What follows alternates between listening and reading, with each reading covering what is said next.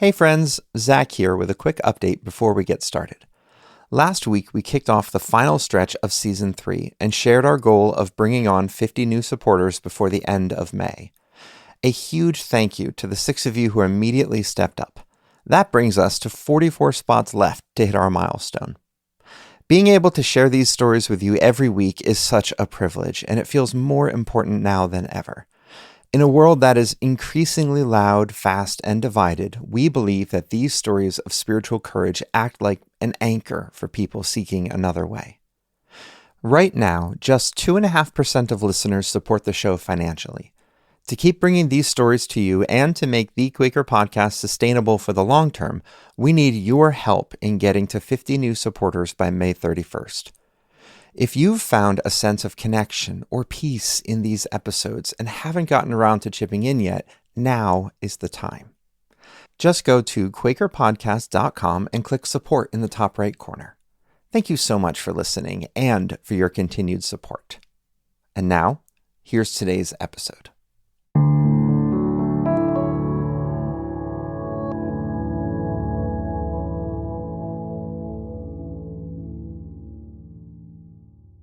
On September 27, 2010, 35 activists from Quaker Action Team and their allies descended on the flagship PNC Bank in Washington, D.C. They carried with them buckets full of Appalachian soil and a bold demand.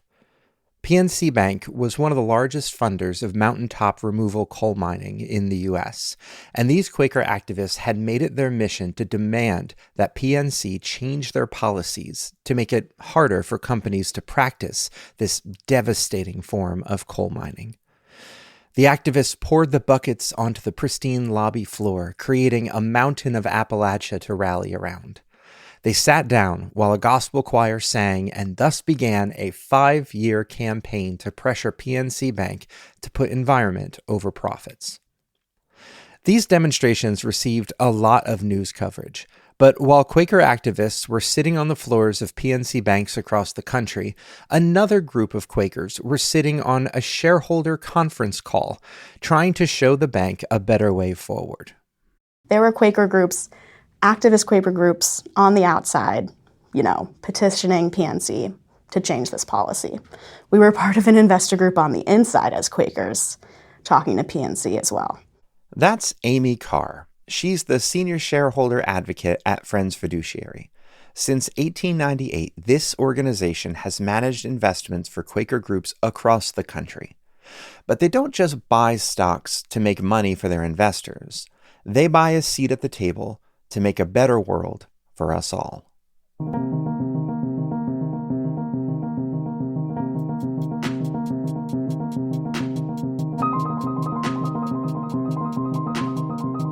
The Quaker Podcast. Story, spirit, sound. I'm Zach Jackson, and in this season of the Quaker Podcast, we've been telling stories of Quaker prophetic witness. Oftentimes, the most obvious stories of prophetic witness are the noisy and disruptive ones. But there's a quieter, equally subversive kind of change happening behind closed doors. It's the story we almost never tell. So while the activists were out there disrupting business, Friends Fiduciary gathered a coalition of like-minded investors to push PNC to act from the inside.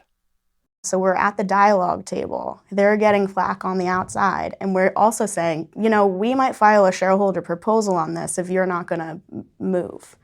And that becomes public in the investor sphere as well. So even if people aren't aware of this activist work going on the side, now there's other investors, whether they're socially responsible or not, who are going to hear about this concern. And you're going to have to address when they come to talk to you about it. Quakers realized a long time ago that you could affect the most change if rebels and advocates worked hand in hand towards the same ultimate goal. And those activist groups are so important for making the case for reputational risk, showing community outrage, showing companies that this issue isn't going to go away. And then we can go in there internally and say, hey, this is a problem. Let us help you figure out how you can address these concerns so that these groups are comfortable with what you're doing with your company. Ethan Burchard is the executive director at Friends Fiduciary. He knows exactly how to bridge that gap. He takes the moral outrage from the streets and translates it into a language that the boardroom can understand.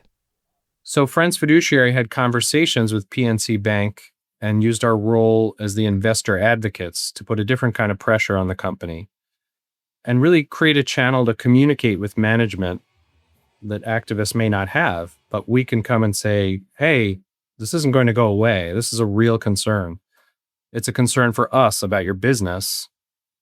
It's not just a concern for activists, not some kind of externality. Obviously the values concern is important to us, to activists, and should be to you, but it's also a business concern.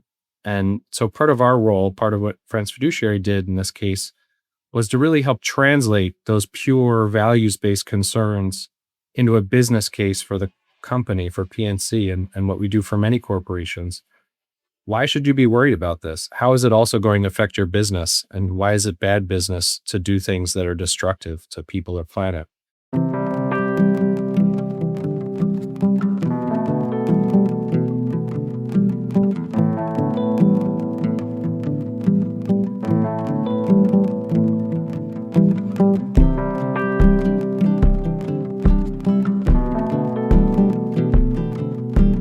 And the strategy worked.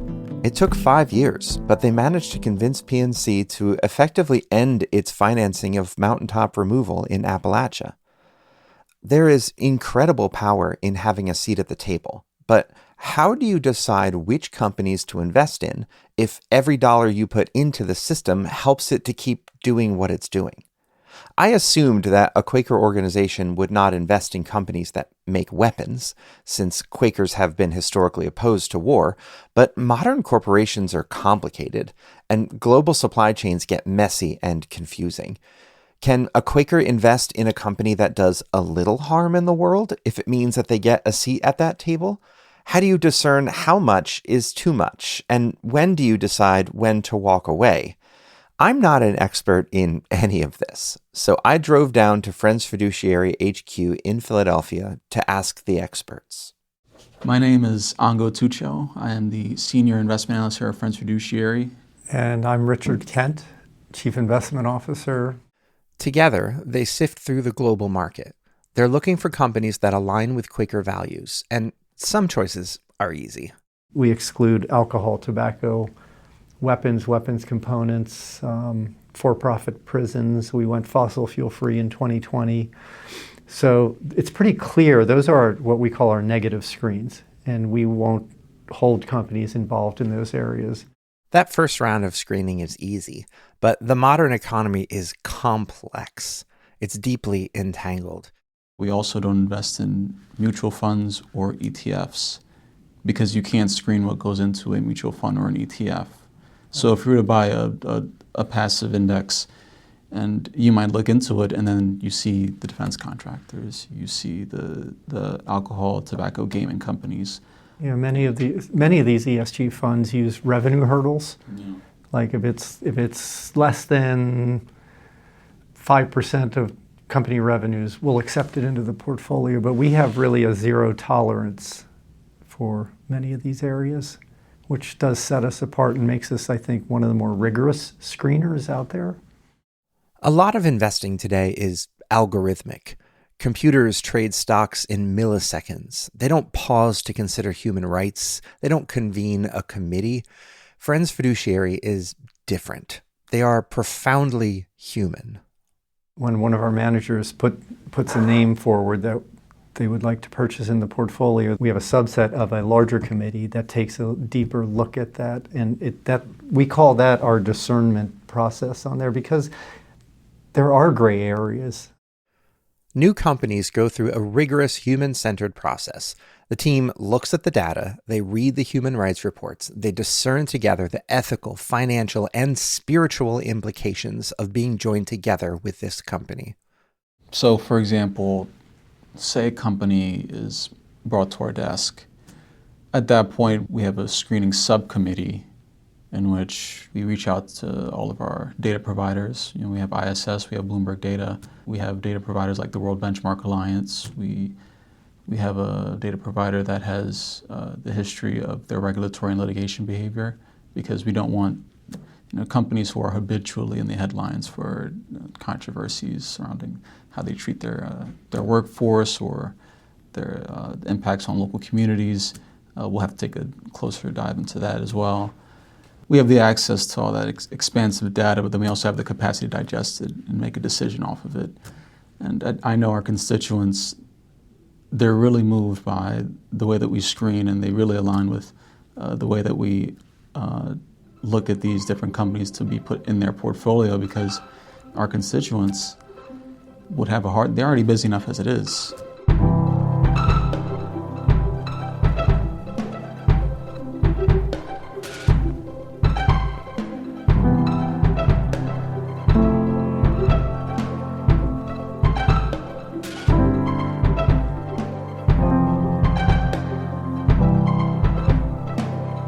But sometimes the data is not clear. Sometimes a company has a mixed report. That's when the discernment really begins. And then from there, it really is that Quaker discernment where you're talking about, well, what about if they did this? Or, you could see it that way, or you could see it this way. So it can get into the weeds a little bit, but the overall aim is straightforward for every company that we look at, and that is this appropriate according to Quaker guidelines? Take a standard piece of equipment, an innocent off-the-shelf product. Richard and Ango once spent time investigating Caterpillar. They make those huge yellow earth-moving machines. You've seen Caterpillar equipment every time you've driven past highway construction, but those machines are not always just moving earth. And it became apparent to us that Caterpillar's tractors were being used in the West Bank, tearing down settlements to be rebuilt by the Israelis. And here's a product, of earth-moving piece of machinery being used in a nefarious way. And we found that it became more and more apparent that they were modifying their equipment for use as fortifying the equipment. Ruggedizing is a word Ango likes to use. And so that was modifying it for these purposes, and that became uncomfortable to us. They asked Caterpillar for answers. They wanted to know if they were intentionally modifying their machines to help Israelis destroy Palestinian villages. At first, Caterpillar was responsive, but after a while, the company just stopped talking to them. So Friends Fiduciary pulled their money, and they walked away. But physical machines are one thing. The technology sector makes this line even blurrier. So Motorola, you know them for the flip phone, the Razr flip phone. So telecommunications equipment is not a negative screen. They are in the investment universe, okay, so they make it to the discernment level. But they are a major supplier, I think the sole supplier, last I checked, of the IDF cellular network and specialized smartphone devices. Now, okay, that's one instance. You can make cell phones and you can have communications equipment, but on top of that, they're flagged by the UN Human Rights Office for involvement in settlement operations. So they're taking it one step further and using it for surveillance purposes in certain settlement zones. And that's where it really starts to get flagged in our eyes, saying, okay, is this company is actively seeking out these kind of contracts in these lines of businesses? It can be exhausting work, tracing the supply chains, reading human rights reports, and when you do find a company doing something unethical, the easiest thing to do is to just walk away. You wash your hands of the whole mess and you take your money somewhere else. But as we learned with PNC Bank, walking away also removes your ability to affect change from the inside. So, what happens when you decide to stay invested in an imperfect company? After the break, we're going to the front lines of the war in Ukraine, to a corporation that found itself profiting off of the chaos and a small group of investors who couldn't stay quiet. Stay tuned.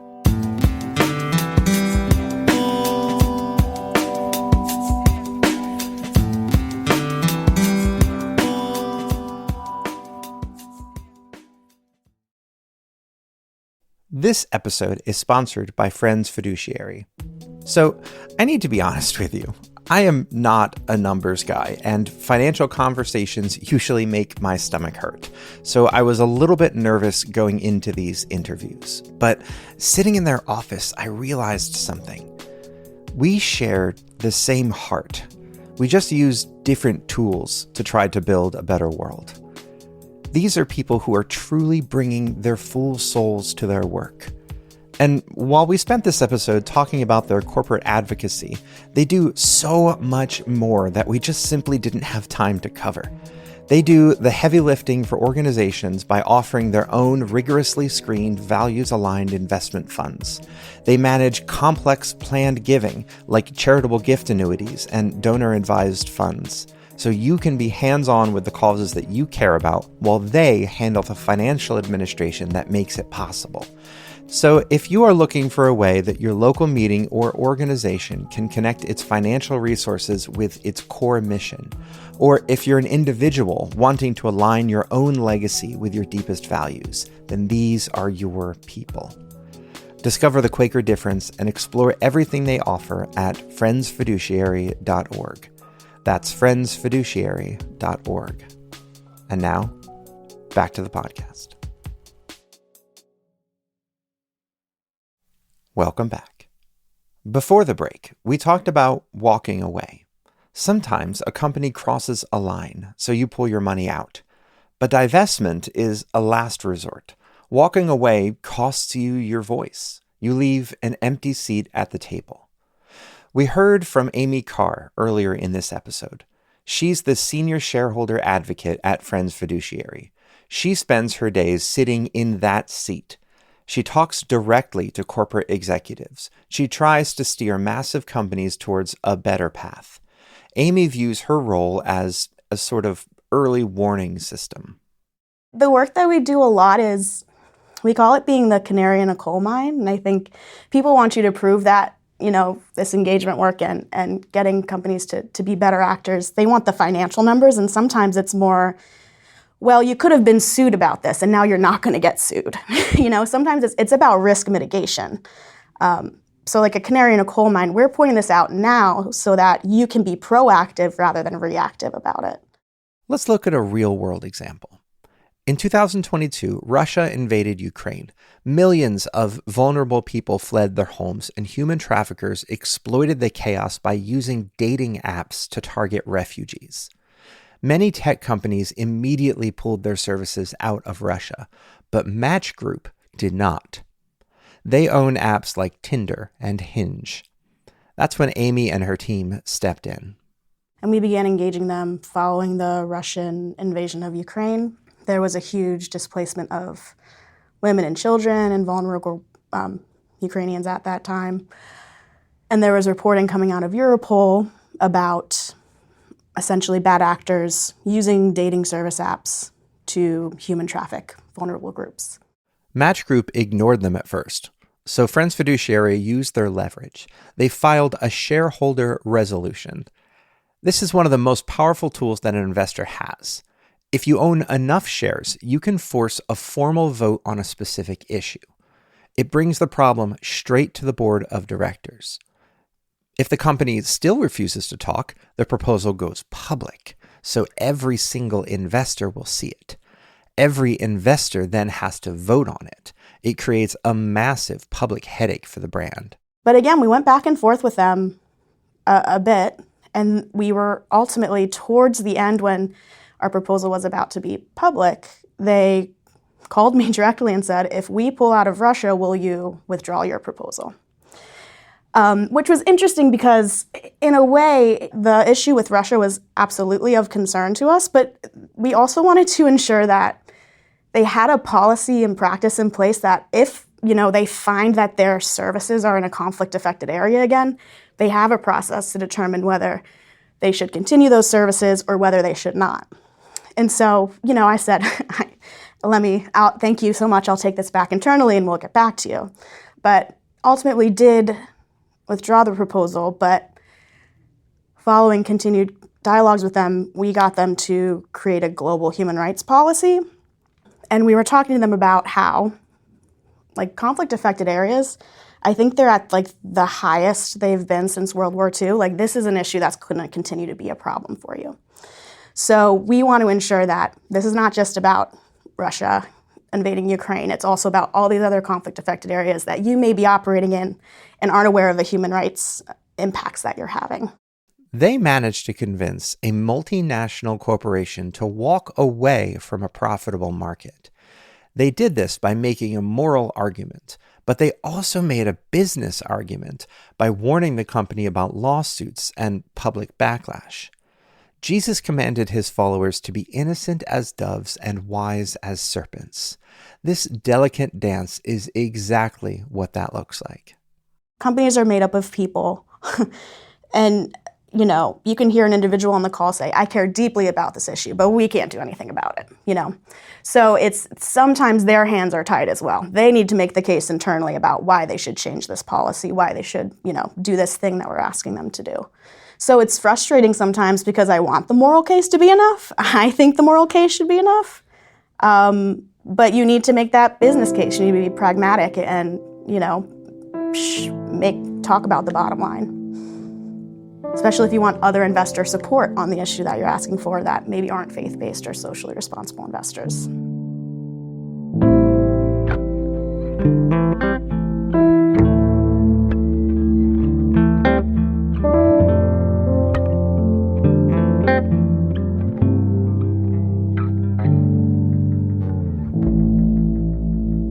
This brings up a difficult tension. Pushing companies to be better is only half the job.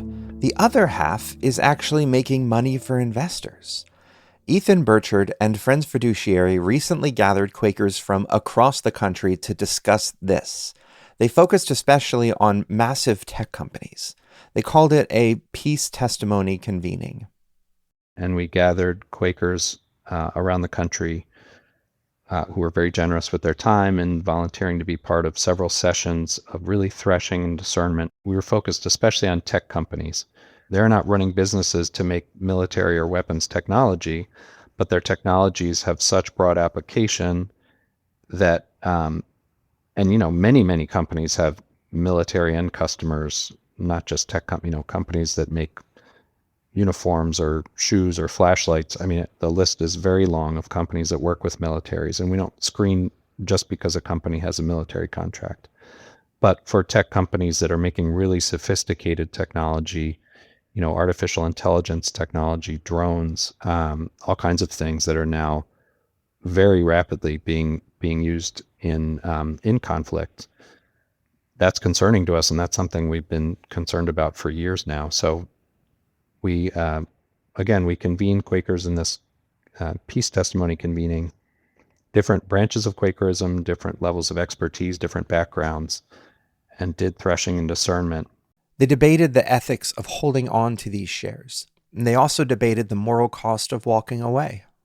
Someone who shared she was really struggling with some family members and friends not voting in a big national election, and shared about that and shared this idea not voting has impact, right? Just because you're not voting doesn't mean you're not having an effect. Walking away has impact too. All of our choices have impact.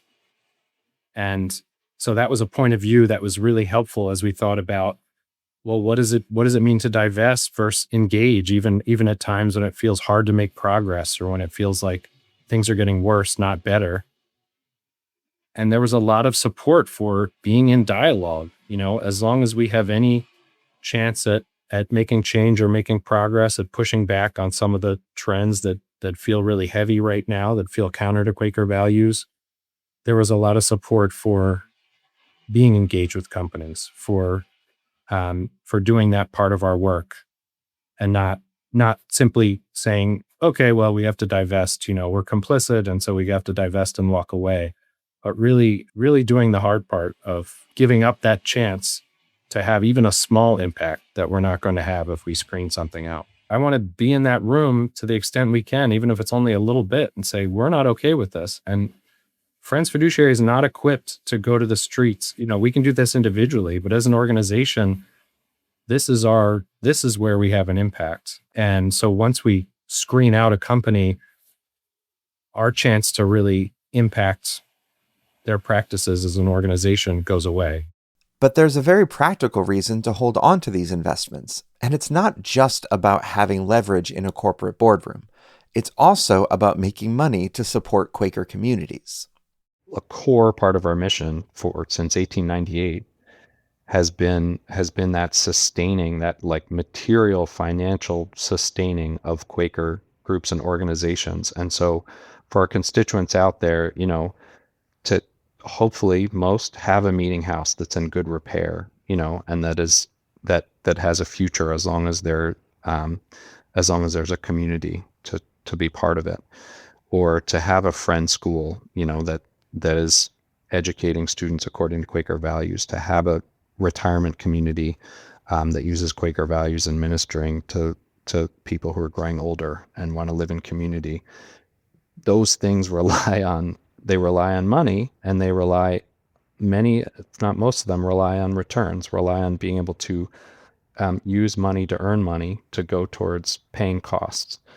And so for all the focus we have on the vision of a sustainable economy, we have to hold that right next to sustainable Quaker organizations. This is the dual mandate they're trying to hold on to. You cannot separate the moral value from the material necessity. You have to heal the world, but you also have to keep the lights on. So we are very performance focused in strictly financial terms, and we're performance focused in values terms, right? We want our investments to perform well financially, to support Quakers and Quakerism, and we want them to perform well in environmental and social terms also.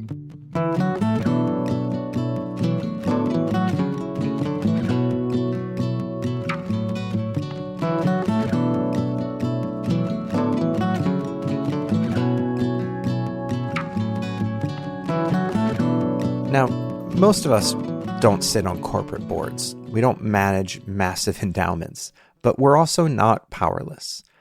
Many of us have retirement accounts or 401ks. One thing everyone can always do, everyone can ask questions, right? If your money's in a 401k, a 403b, or IRA, or retirement account, which people who don't have any other kind of investments, often your money is invested if you have a retirement plan of some kind. You have an investment advisor of some kind who's managing that money, and you're relying on their help in some form, and you're a consumer. And if you feel like they're not being attentive to the risk of being out of line with environmental sustainability or social responsibility, Quaker values, integrity, peace, sustainability, stewardship, then you can call them up and you can say you don't like it. And you may feel like you get the runaround, but you can call them up again, and you can, you can take their time to share your concerns with them. And if enough people do that, everyone who wished their retirement savings better reflected their values, made enough of this kind of noise, we're customers, we can really have an impact. We also have power at the cash register. Another way to think about having an impact with companies or in the corporate world is as a customer. You can really get a company's attention through a successful boycott, or even the threat of a successful boycott, if it gets in the media and becomes adopted or supported by a lot of people. And we've seen that, even just in the past year and a half with companies, where companies have made decisions that they've walked back pretty quickly when they feel like their customers are not happy with those decisions. And soon there'll be even more ways to get involved. Friends Fiduciary is working to open their doors to individual investors as well. They want everyday people to have direct access to ethical investing. They are hoping to launch their first ETF in the next year. That stands for Exchange Traded Fund. You will not need a massive endowment to participate. I think the exciting one, and the one that really kind of democratizes Quaker values investing for individuals to start, and we would plan to launch more down the road, but would be an equity, a stock fund that we launch as an ETF, an exchange traded fund, which means that anyone with a brokerage account could buy shares of the fund. And that's been really important to me as we think about how can we open our doors wider to do it in a way that makes it really available to anyone and is not gated. They're hoping to make this available in the next year or so. And when they do, you'll be able to buy shares right from your phone. You can align your personal savings with your deepest values. But the team's also looking beyond the stock market, and they're rolling out impact investing as well. We're looking at how we can make investments available to our Quaker constituents that would allow them to support alternative, like local community-based solutions, whether those are startup companies or other kinds of organizations or initiatives, to provide financial support in the form of, whether that's equity or whether that is loans to organizations that are trying to make change. Could be local renewable energy projects, could be affordable housing, could be trying to help minority-owned businesses, trying to help people who are returning from prison, all kinds of possibilities. And so we are looking at, can we create a vehicle for Quaker meetings and others to invest in those kind of things in a way that there's a massive amount of work in those kind of investments because they are not regulated in the same way as public stocks and bonds. And so can we be an intermediary that lets people invest in those things as well as in the stocks and bonds that we've done for a long time and that we're known for. So I think that's a really exciting frontier for us of a really exciting opportunity to again push this work further.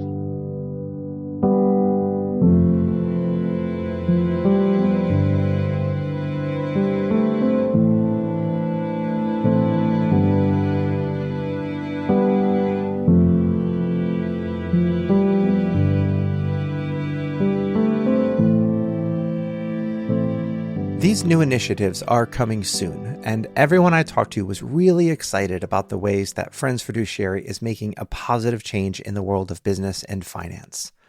At the end of my conversation with Ethan, I asked him if he thinks that their mission has evolved or changed over the past century. And I think so for me, Friends Fiduciary has always been about, the going back 128 years, the idea has been to invest in businesses that serve a beneficial purpose to society.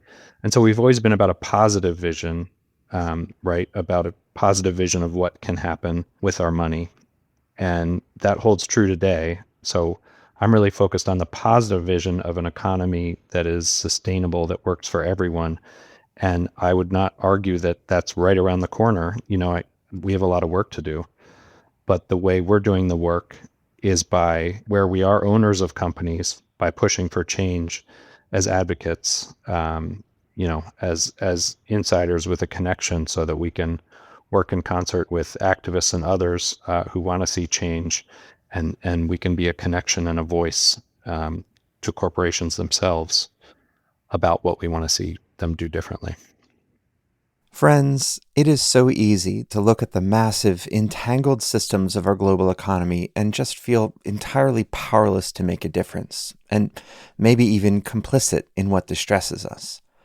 But I hope that today's conversation reminded you that you are not necessarily either. Whether your witness looks like sitting on the marble floor of a bank lobby, taking a seat at the boardroom table, or just doing the best you can in the aisles of your local grocery store, your choices have an impact, and you can choose to use your money to make a difference for the better.